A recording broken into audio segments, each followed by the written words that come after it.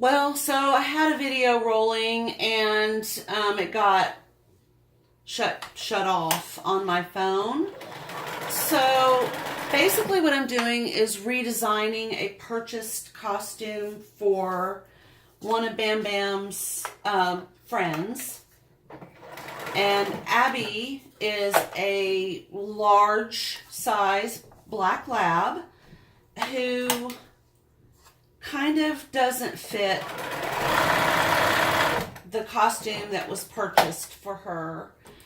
So what I'm doing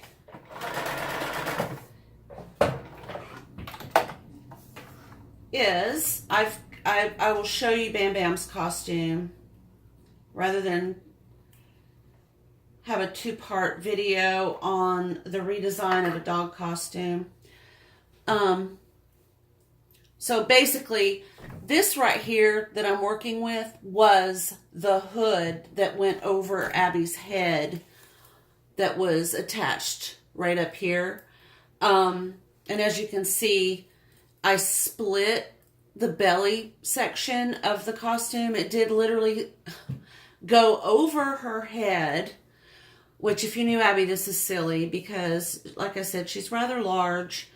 And getting that, she's very patient, but getting this thing over her head with a hood attached, and no openings, no way to open it and comfortably put it on her. It was quite an ordeal for all concerned. Now Bam Bam is a much smaller dog and doesn't mind all that finagling, but this just was not working for Miss Abby. So I took the hood off. I cut two sections of that fabric, and what I'm doing is making the belly straps that will attach across her underbelly with a piece of Velcro so that she can be put in the costume and then take the costume taken off. So one is going just underneath her front leg. This is where her front leg comes through like this. And then this goes underneath her belly. And then this is the lower portion. So this will strap mid-belly underneath Abby. And then I'm going to attach this piece right here at where the under part of her neck will be. And it's going to serve the same purpose. It will be attached on this side and then Velcroed on the other side. And I'm just using basically a straight stitch to attach these in a square. One of my favorite tricks is to go around. And I know that most of us are really way more concerned about design element and construction when we're sewing clothes for someone to wear. And in this particular case, as this is a costume for a dog who is likely only going to wear this one season, my focus really is on more about what's going to be comfortable for Abby and less about the absolute perfect costume. And I'm redesigning a purchased costume. I'm not making this myself. Okay, so now I'm going to put my machine in reverse stitch and just go backwards right here. That's one of the things that I do when I'm sewing kind of in a hurry. Now I'm going to put it back in forward stitch. I'm going to angle this and I'm going to kind of go down. I've got a rectangle here and I'm going to go across the rectangle for strength. I will show you that. And again, this part right here won't be visible when Abby is actually wearing this costume. But that's what I've done right there. Okay, so now Miss Abby will have a piece of Velcro, and I don't want Velcro on Miss Abby's skin. I just feel like that's not fair. So the Velcro pieces are going to be away from her skin. This will go on top. The Velcro will be on the reverse side of this and on the front side of this. And the same thing under her neck. I don't want Velcro rubbing on her skin. It's just not right. But I do want to reinforce this. I want this to be a little bit stronger than it is at this point. So I'm just going to fold it under. I do have a little bit of wiggle room as far as the size is going to go for Abby. I'm going to put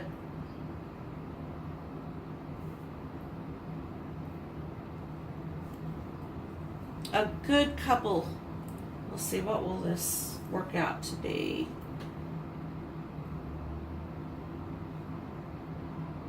5, 4, 3, 2, 1. Yeah, it's 2 inches that I'm folding under.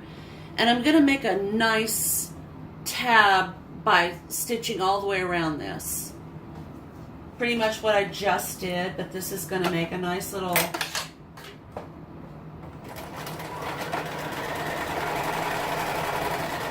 heavyweight tab. I'm not going to have to go across it in the middle because that will occur when I'm putting the Velcro on it. Now I'm just going to do my reverse.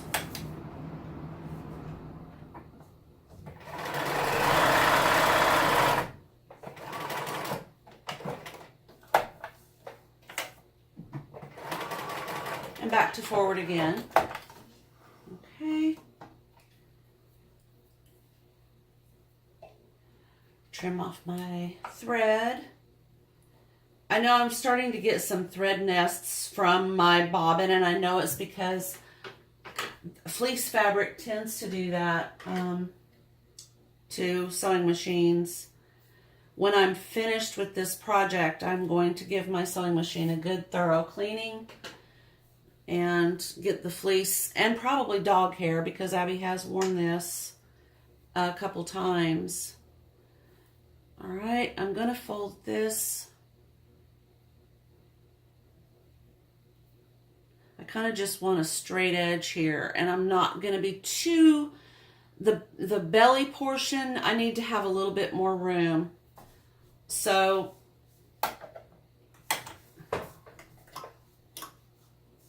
I'm going to give myself a little less of a tab.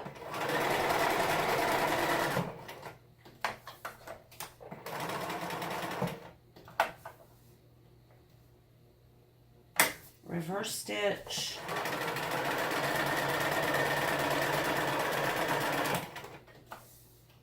Back to forward stitch. And then trim my thread.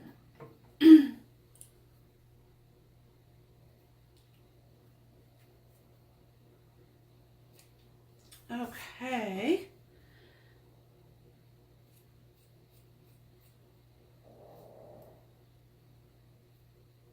I'm just trimming off this extra piece of fleece here. And before I forget, I did cut the little decorative stem and leaf off of the hood. And I kind of want to put it between the eyes where it won't be in the way of Abby.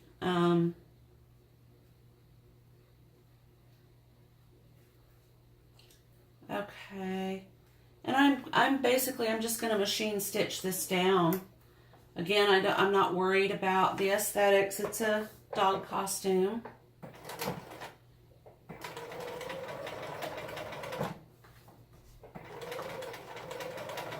And I'm just stitching in a circle here. I don't want to stitch the leaf down. I like the idea of having it kind of floating freely like the one on the original costume was. And you're just going to have to manipulate your fabric. If you have trouble turning these corners, just lift your presser foot. Leave the needle in the down position. readjust, drop the presser foot,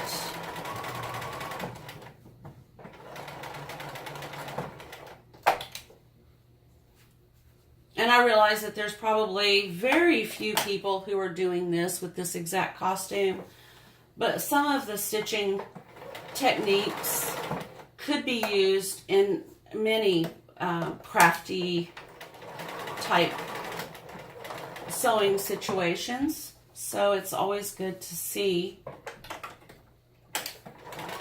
if you might pick up an idea or two in the process.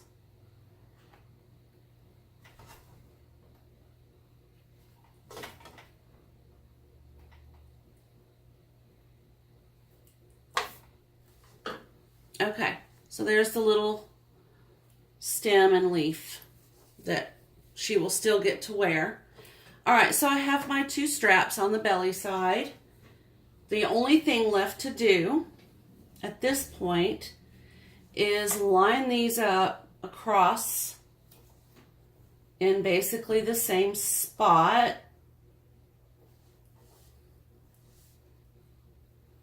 On the other side, and locate, excuse me, locate my Velcro. I have several different pieces of Velcro in this old desk. Okay, that is a strap. All right. This right here is the sew-on, which I prefer.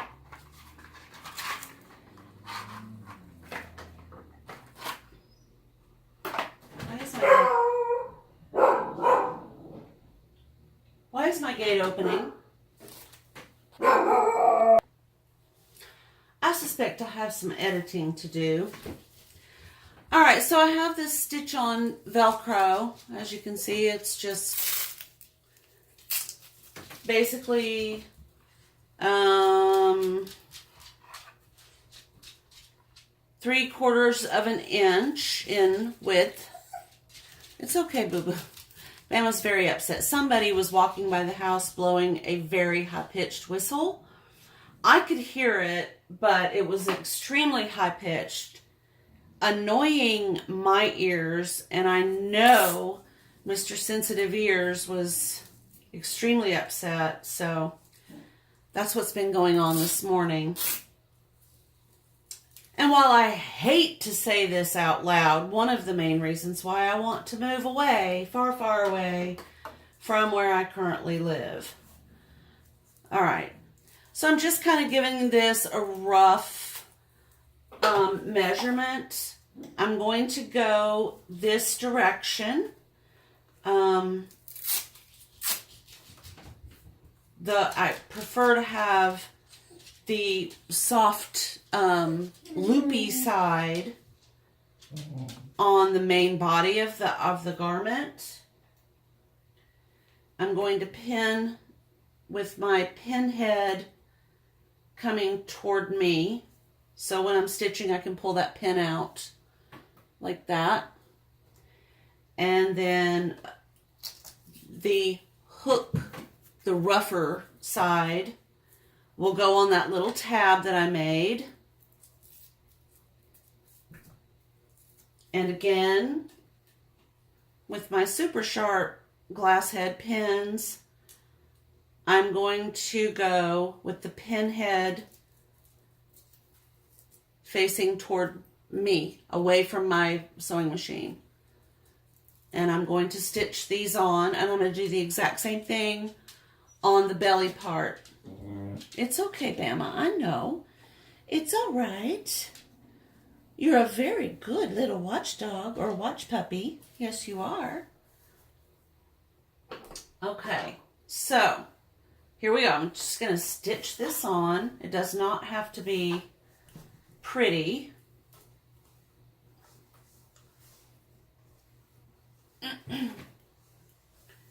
My pin is not in the way of my presser foot right here, so I can come toward me with that straight stitch. Then I'm going to turn, and it basically is now held because I've stitched across that top. I don't need to worry about the Velcro coming off. I can remove the pin.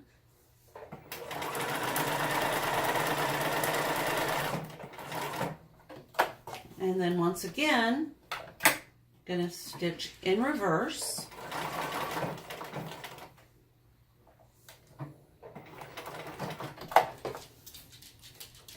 Then I'm going to put my machine back in forward stitch.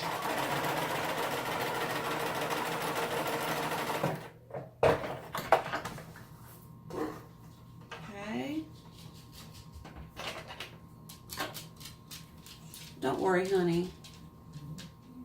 Don't worry. If it's something stupid, Mommy will take care of it. All right. And I'm going to do the same thing, and I'm being mindful of the pin. I don't want to break a sewing machine needle.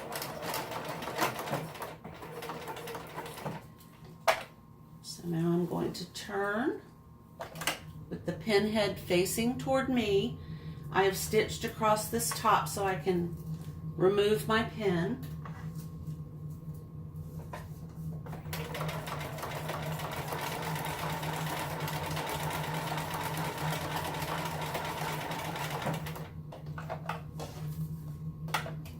I'm going to put my machine in reverse.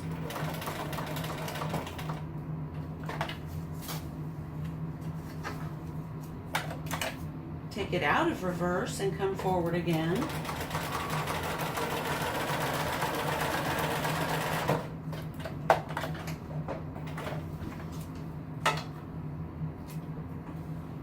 Okay, so I have one completion, and as you can see, the part that will go around Abby's neck is completed. I have threads everywhere. Okay, now I'll do the exact same thing for the belly, and I am keeping the Velcro off of Abby's skin. So what's on her skin is the soft fleece, not the Velcro. This is also not extremely strong Velcro, so if for some reason Abby were, in a situation where she needed to get this costume off, or, to avoid hurting herself, it's not the strong upholstery type. It's just kind of a really easy Velcro. And again, I am sewing the really soft, fuzzy, loopy piece to the main body of the garment, or the dog costume.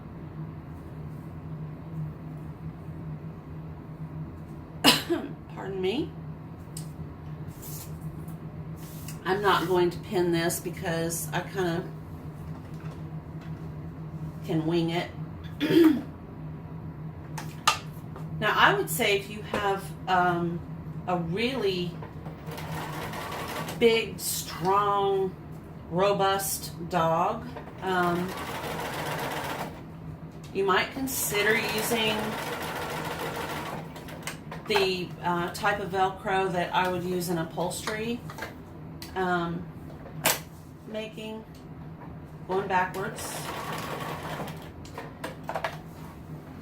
But I also suggest that, your dog only wear this costume while he or she is being supervised.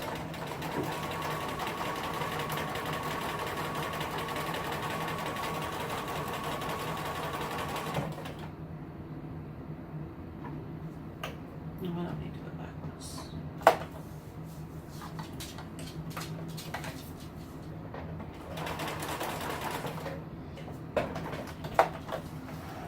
Also, the strength of the Velcro is pretty much dependent on how much stitching you do. I'm just going straight around. I could go crisscross to really hold it on, But I don't think in this particular case that's necessary. I just don't feel like Abby is going to wear the costume that much. And I don't think that it's going to require that heavy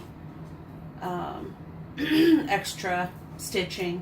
It's just not necessary in this case. But I would definitely assess what your dog would need.